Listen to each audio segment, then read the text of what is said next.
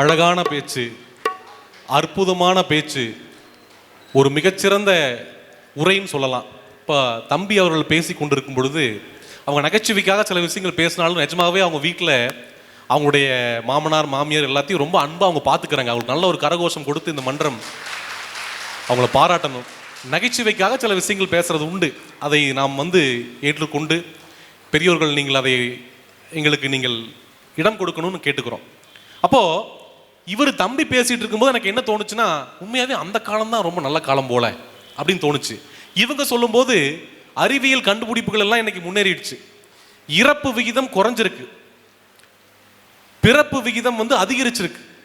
India முன்னேறி கொண்டிருக்கிறது. இப்படி பல விஷயங்கள் இருக்கு. அந்த காலத்தில் மட்டும்தான் நல்ல பாட்டுகள் இருந்துச்சான்னு கேட்டால் அப்படி கிடையாது. இந்த காலத்துலேயும் நல்ல நல்ல பாடல்கள் இருக்கு. இன்னைக்கு கூட 80 வயசுல ஒரு இசைஞானி அவர்கள் 80 வயசுல அவரே எழுதி அவரே இசையமைச்சு அவரே பாடின ஒரு பாட்டு கேட்டீங்கன்னா இன்னைக்கும் இனிக்குது சார். அப்போ இனிமையும் மகிழ்ச்சி இன்னைக்கு இருக்கு. அதான் சொல்ல வர்றேன்.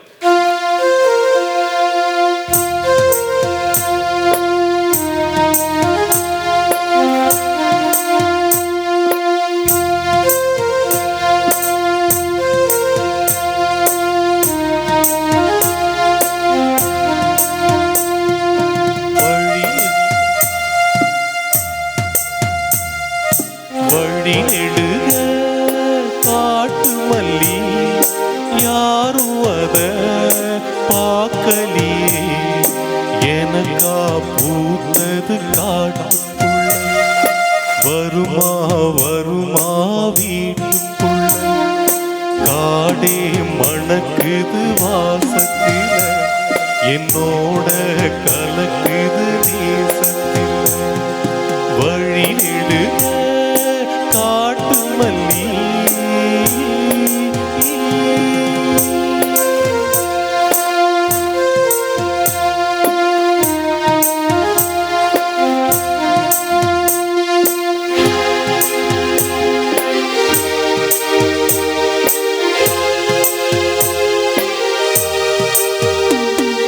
கிட்ட வரும் நேரத்தில எட்டி போற தூரத்தில நீ இருக்க, உள்ளுக்குள்ள உன்னை விட்டு போவதில்லை, மஞ்சு மூட்டமா மனசுக்குள்ள போகிற வருகிற கனவுகளே சாட்சி சொல்லும், அந்த காடறியும் காட்டுல வீசிடும் காட்டறியும், வழி நெடுக காட்டு மல்லி, கண் பார்த்தும் கவனமில்ல, காடே மணக்குது வாசத்து, என்னோட கலக்குது நேசத்து, காடே மணக்குது வாசத்து, என்னோட கலக்குது நேசத்தில.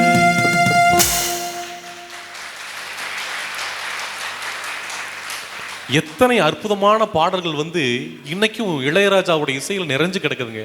உண்மையாகவே சொல்றேன். இந்த ஒலி அமைப்புக்கு ஒரு நல்ல ஒரு கரகோஷம் கொடுங்க. என்ன சார் தேன் மாதிரி இருக்கு சார் மைக்கு. சில இடங்கள்ல போய் நாங்க பேசுவோம், நான் ஒன்று பேசுவேன், அது ஒன்று பேசுவோம். அவங்க சொல்லுவாங்க காந்தியடிகளே இதுல தான் சார் பேசுனாங்க, நீங்க பேசுங்கம்பாங்க. ஆனா இங்க ஒரு அற்புதமான ஒரு ஒலிபெருக்கி, ஒரு பேச்சாளருக்கு மைக் அமைகிறதும் மனைவி அமைகிறதும் ரொம்ப முக்கியங்க.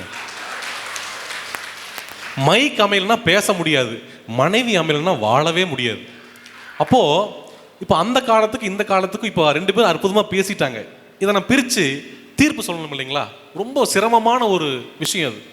ஏன்னா 2 பேருமே சரிசமமாக பேசிட்டாங்க. 2 பேர்த்துக்கு நீங்கள் கைதட்டி கூச்சிட்டீங்க, கைதட்டுறீங்க, மகிழ்ச்சியாக இருக்கிறீங்க, சிரிக்கிறீங்க. 2 பேருமே அப்படி பேசிட்டாங்க.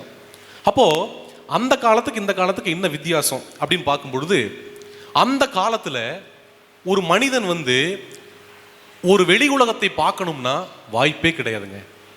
இன்னைக்கு உலகத்தில் எங்கேயோ நடக்கிற விஷயங்களை உடனடியாக உங்கள் கண்ணுக்கு முன்னாடி கொண்டு நிறுத்துறதுக்கு தொலைக்காட்சி பெட்டி இருக்கு. நாங்கள் ஒருவேளை நிகழ்ச்சிக்கு இன்னைக்கு நான் 1:30 மணிக்கு 2 மணிக்கு கிளம்பி வந்துட்டேன். அந்த காலமாக இருந்தால் 2 நாளைக்கு முன்னாடி நான் கிளம்பணும். அப்போ நம்ம எல்லாத்தையுமே இந்த காலத்தை நம்ம குறை சொல்லிட முடியாது சார். அன்னைக்கு பெண்கள் அடுப்பூதும் பெண்களுக்கு படிப்பதற்குன்னு சொன்ன காலம் மாறி இன்னைக்கு பெண்கள் எத்தனை பெரிய சாதனைகள் படைச்சிட்டு இருக்கிறாங்க. விண்வெளியில போய் ஆண்கள் தங்கினதை விட அதிகமான நேரம் தங்கி சாதனை படைச்சிருக்காங்க. பெண்களுக்கெல்லாம் ஒரு முறை நீங்க கைதட்டணும். ஏன் அப்படி சொல்றேன்னா சார், சன்னுக்கு கூட லீவ் இருக்கும் சார், நைட் டைம் தூங்க போயிடுது. ஆனா இந்த பெண்களுக்கு தான் சார் லீவே இல்லை. சண்டே கூட வீட்டுக்கு வேலைக்கு போற ஒரு கணவனுக்கு ஓய்வு உண்டு. ஆனா அந்த சண்டே கூட அந்த மனைவி அன்னைக்கு சமைச்சு முடிச்சுட்டு அந்த பாத்திரத்தை எல்லாம் நைட்டு 10 மணி வரைக்கும் விளக்கி வைக்கணும் இல்லைங்களா? அதை விட கொடுமை உலகத்தில் ஒன்று இருக்குன்னு நினைக்கிறீங்களா சார்? சார், ஒரு படம் ஒன்று வந்துச்சுங்க, நான் நிஜமாவே பார்த்து வியந்து போய் மனதை உருக்கிருச்சு எனக்கு அந்த படம். என்ன படம்னா த கிரேட் இண்டியன் கிச்சன் அப்படின்னு ஒரு திரைப்படம் வந்துச்சு சார். முடிஞ்சா நீங்க எல்லாரும் பாருங்க. அந்த படத்துல 45 நிமிஷம் பாத்திரம் விளக்குறதையே படமா வச்சிருக்கான். ஒரு பொண்ணு பாத்திரம் விளக்குது, கூட்டுது. நான் டிடிஎஸ் எஃபெக்ட்ல போய் உட்காந்துட்டேன். படம் ரொம்ப நல்லா இருக்குன்னு சொன்னா உட்காந்துட்டேன். இப்படியே 40 நிமிஷம் கேட்டா காது வலிக்குமா வலிக்காதா சார்? நான் வெளியே வந்தோடனே அந்த டைரக்டரோட பேட்டியை பார்த்தேன். ஒரு பத்திரிகையாளர் கேட்கிறார், சார் எப்படி சார் இப்படி படம் எடுத்தீங்க? 40 நிமிஷம் பாத்திரம் விளக்குறத மனுஷன் பாப்பானாயா அப்படின்னு கேட்டாங்க. டைரக்டர் சொன்னாரு, 40 நிமிஷம் பாத்திரம் விளக்குறத உன்னால பார்க்க முடியலையே, 40 வருஷமா ஒரு பொண்ணு உனக்காக அங்க பாத்திரம் விளக்கிட்டு இருக்கே, என்னைக்காவது அதை நினைச்சு பார்த்தியான்னு கேட்டாங்க சார். இங்க இருக்கக்கூடிய எல்லாருக்கும் நம்முடைய நகைச்சுவை மன்றத்தின் சார்பாக நான் என்ன கேட்டுக்கிறேன்னா, அத்தனை ஆண்களும் இனி பெண்களுக்கு தயவு செஞ்சு உதவி பண்ணுங்க. பெரிய பெரிய உதவிகள் நீங்க செய்ய வேண்டாம் சார், முடிஞ்ச உதவிகளை செய்யுங்க. அவங்க கூட நின்று பேசணும் சார். இன்னைக்கு யாருமே பேசுறது இல்லை, எல்லாரும் இதுல தான் பேசுறாங்க. வீட்டுல 3 பேர் இருக்கிறாங்க, 3 பேரும் செல்போன். இந்த கை தான் சார் பேசிட்டு இருக்கு, மனிதர்கள் யாரும் பேசுறதே இல்லை. எங்கேயோ இருக்கிறவங்க கூட போன்ல பேசுறாங்க. யாராவது உங்க அப்பா அம்மா கிட்ட உட்கார்ந்து நீங்க பேசுனீங்களா? உலகத்திலேயே நான் அனுபவப்பட்டு சொல்றேன் சார், நான் சின்ன பையனா இருக்கும்போது எங்க தகப்பனார் இறந்துட்டாரு. நான் அவர் பார்த்ததே இல்லை. உங்க அப்பா கூட ஒவ்வொரு நாளும் 1 மணி நேரமாவது பேசுங்க. முடியலையா 1 மணி நேரம் பேச வேண்டாம், 10 நிமிஷமாவது பேசுங்க சார். ஏன்னா ஒருத்தன் இல்லாதவனுக்கு தான் இருக்கிற பொருளோட அருமை தெரியும்.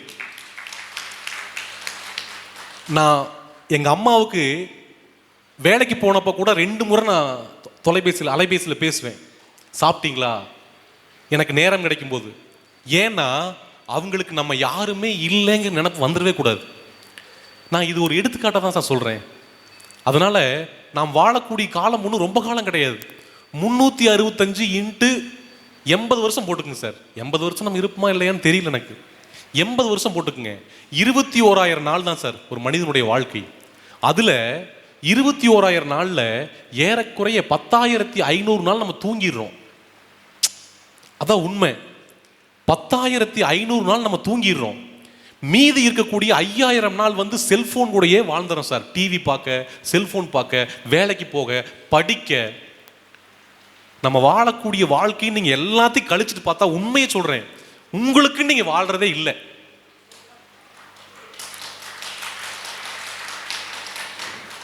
உங்களுக்கு நீங்க வாழணும்னா அதுக்காகத்தான் இந்த நகைச்சுவை மன்றத்தை ஏற்படுத்தி வச்சிருக்காங்க. வாங்க, மாசம் மாசம் வாங்க, உங்களுக்கு நேரத்தை செலவு பண்ணுங்க.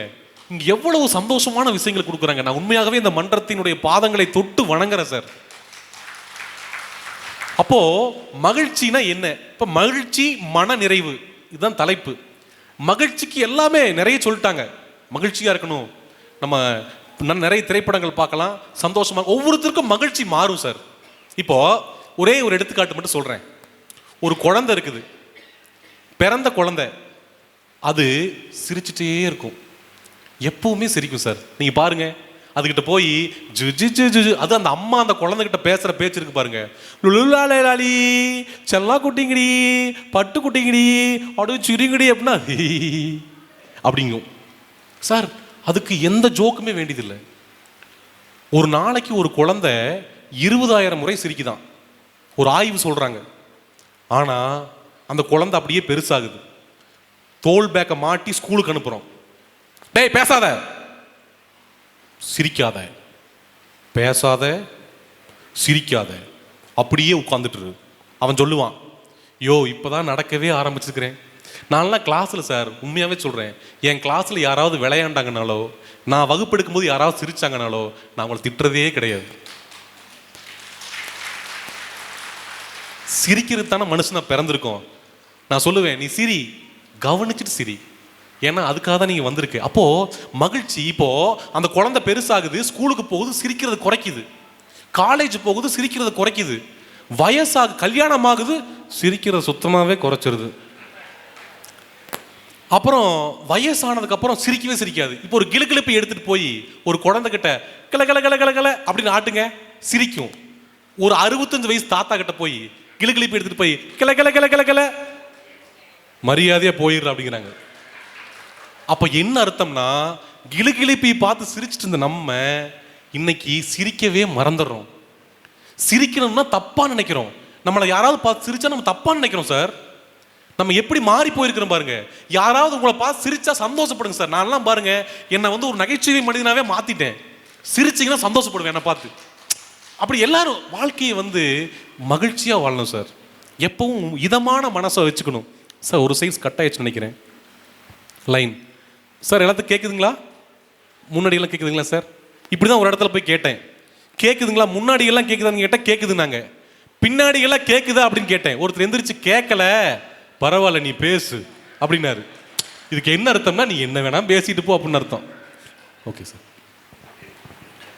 அப்போ தேங்க்யூ தேங்க்யூ. ரொம்ப அருமையான இந்த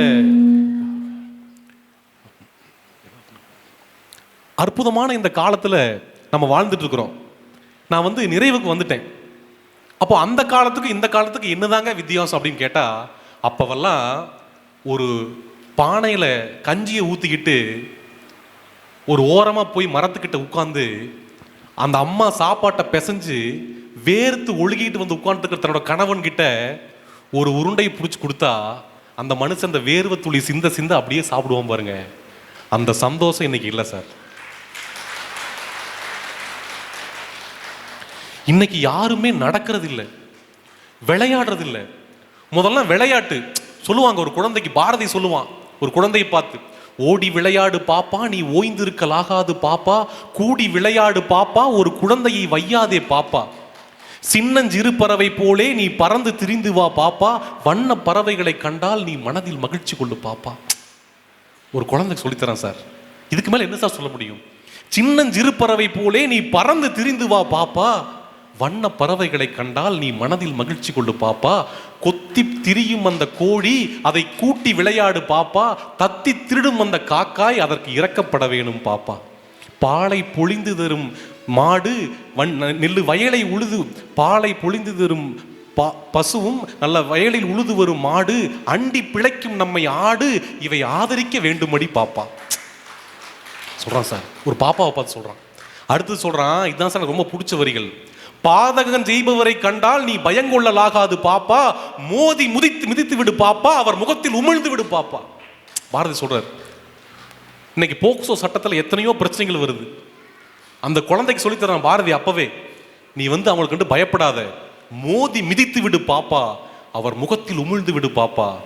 அடுத்துதான் சார் ரொம்ப முக்கியமான வரிகள்.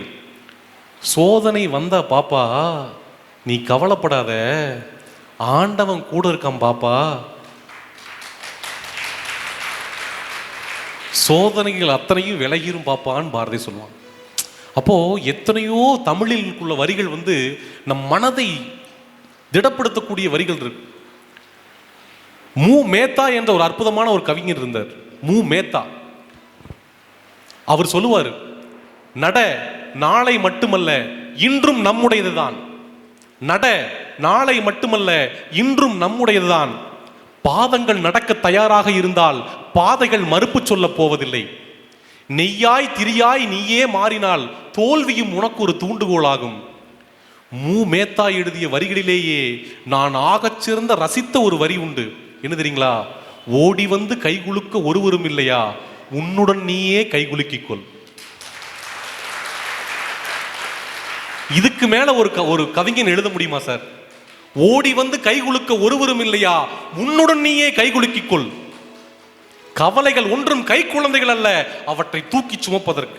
நான் சொல்றேன் சார், இன்னைக்கு எத்தனையோ பேர் கவலைகளை மனசுல வச்சுட்டு, எனக்கு கடன் இருக்கு, எனக்கு பிரச்சனை இருக்கு, எனக்கு அது இருக்கு, எனக்கு இது இருக்கு, எனக்கு நோய் இருக்கு, இருந்துட்டு போகட்டும், சந்தோஷமா வாழணும். வாழுகிற இந்த வாழ்க்கையில் மனதிற்குள் நிம்மதியோட நீங்க வாழணும். எதிர்த்து நிக்கணும் சார், எது வந்தாலும் எதிர்த்து நிக்கணும். அதைத்தான் நம்முடைய இலக்கியங்கள் நமக்கு கற்றுக் கொடுத்தன. எதற்கண்டும் பயப்படாத, எதற்கண்டும் பயப்படாத, அச்சமில்லை அச்சமில்லை அச்சம் என்பதில்லையே, உச்சி மீது வானிடிந்து வீடுகின்ற போதிலும் அச்சமில்லை அச்சமில்லை அச்சம் என்பதில்லையே, இச்சகத்தில் உள்ளோர் எல்லாம் எதிர்த்து நின்ற போதிலும் அச்சமில்லை அச்சமில்லை அச்சம் என்பதில்லையே. பாரதி சார் இன்னும் எத்தனை தெரியுங்களா? கண்ணதாசன் அவர் சொல்லுவாரு, வாழ்க்கை என்றால் 1000 இருக்கும், வாசல் தோறும் வேதனை இருக்கும். வாழ்க்கை என்றால் 1000 இருக்கும், வாசல் தோறும் வேதனை இருக்கும். வந்த துன்பம் எதுவென்றாலும் வாடி நின்றால் ஓடுவதில்லை, வாடி நின்றால் ஓடுவதில்லை. உனக்கும் கீழே உள்ளவர் கோடி, நினைத்து பார்த்து நிம்மதி நாடு. மயக்கமா கலக்கமா, மனதிலே குழப்பமா, வாழ்க்கையில் நடுக்கமா.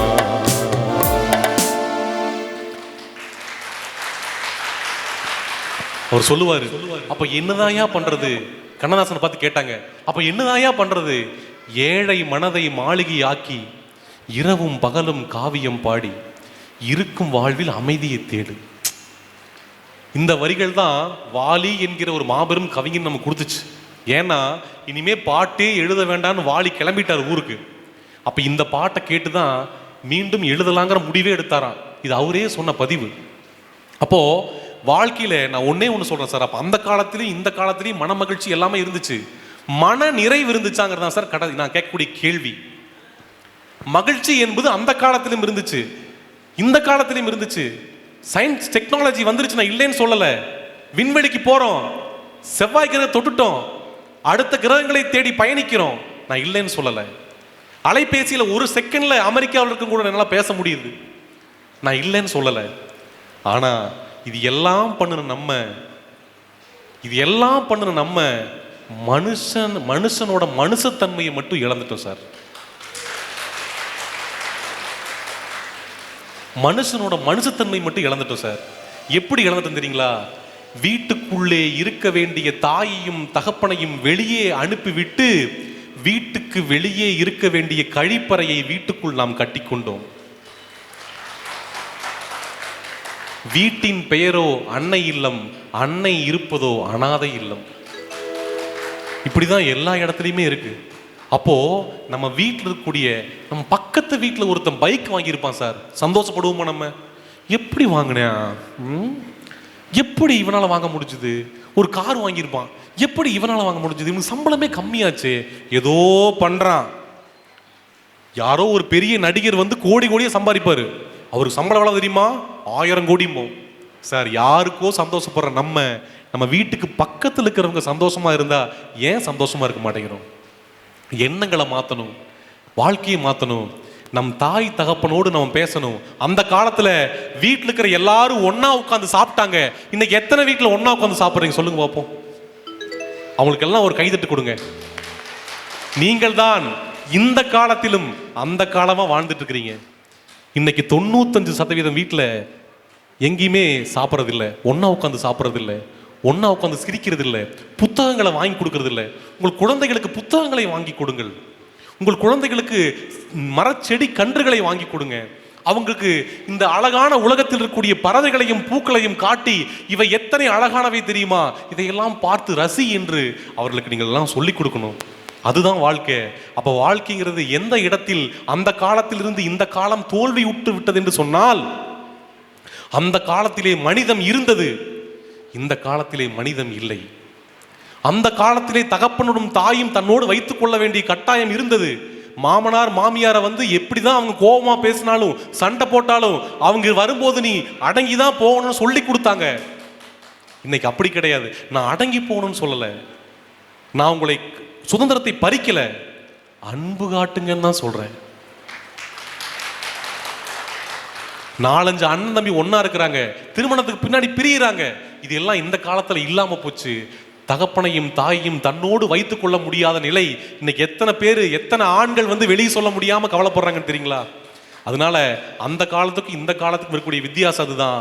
ஆகவே எப்பவுமே வந்து எல்லா விதத்திலும் உயர்ந்தது மகிழ்ச்சியில், எல்லா காலத்திலும் மகிழ்ச்சி இருக்கிறது. ஆனால் மனநிறைவு என்பது எந்த காலத்தில் இருந்தது என்று சொன்னால் அது அந்த காலத்தில் தான் என்பதை இந்த மன்றம் நம்புகிறது. அப்போ இந்த காலத்திலேயே அந்த காலமா வாழணும். நம்ம என்ன செய்யணும் அப்படின்னா, மரத்தை வச்சவன் தண்ணி ஊத்துவான், மரத்தை வச்சவன் தண்ணி ஊத்துவான், மனச பார்த்து தான் வாழ்வ மாத்துவான். ஓ மனமே கலங்காதே, வீணாக வருந்தாதே, பாரங்கள் எல்லாமே படைத்தவன் எவனோ அவனே சுமப்பான்.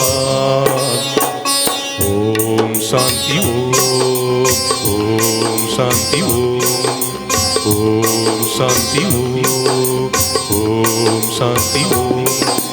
மரத்தை வச்சவன் தண்ணி ஊத்துவான், மனச பார்த்து தான் வாழ்வ மாத்துவான். ஓ மனமே கலங்காதே, வீணாக வருந்தாதே, பாரங்கள் எல்லாமே படைத்தவன் எவனோ அவனே சுமப்பான். ஓம் சாந்தி ஓம், சாந்தி ஓம்.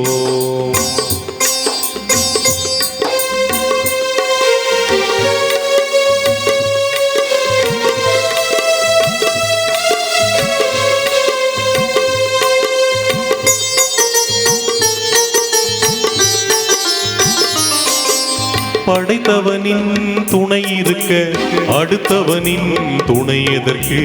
இதயத்திலே துணிவிருக்க வருத்தம் இங்கே உனக்கு எதற்கு?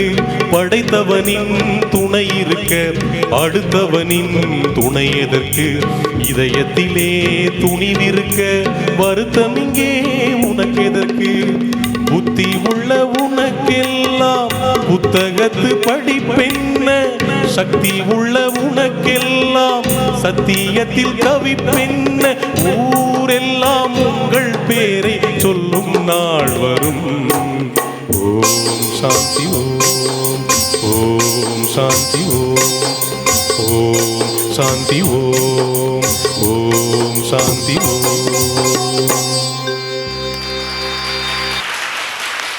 ஆகவே நீங்கள் அத்துணை பேரும் மனமகிழ்ச்சியோடு இந்த மன்றத்திலே மாதம் மாதம் வர வேண்டும். இந்த தமிழ் சொற்பொழிவுகளை எல்லாம் கேட்டு மனமகிழ்ச்சியாக இருக்க வேண்டும். இந்த அற்புதமான ஒளி அமைப்புக்கும் அருமையான இந்த ஒளிப்பதிவு செய்து கொண்டிருக்கக்கூடிய அன்பர்களுக்கும் எங்கள் மனமார்ந்த நன்றிகளை தெரிவித்துக் கொள்கிறோம். இங்கே வந்து இத்துணை நேரம் எங்களுடைய பேச்சையெல்லாம் கேட்ட உங்களுக்கு அத்துணை பேருக்கும் எங்கள் மனமார்ந்த நன்றிகளை தெரிவித்துக் கொள்கிறோம். நீங்கள் எல்லோரும் கலையாத கல்வியும் குறையாத வயதும் ஓர் கபடுவாராத நட்பும் கன்றாத வளமையும் குன்றாத இளமையும் கழிப்புணியில்லாத உடலும் சலியாத மனமும் பகலாத மனைவியும் தவறாத சந்தானமும் தாடாத கீர்த்தியும் மாறாத வார்த்தையும் தடைகள் வாராத கொடையும் தொலையாத நிதியும் கோணாத கோலும் ஒரு துன்பமில்லாத வாழ்வும் பெற்று பல்லாண்டு பல்லாண்டு பல கோடி 100,000 ஆண்டு வாழ வேண்டும் என்று எல்லாம் வல்ல இறைவனிடம் கேட்டு விடைபெறுகின்றோம். நன்றி, வணக்கம்.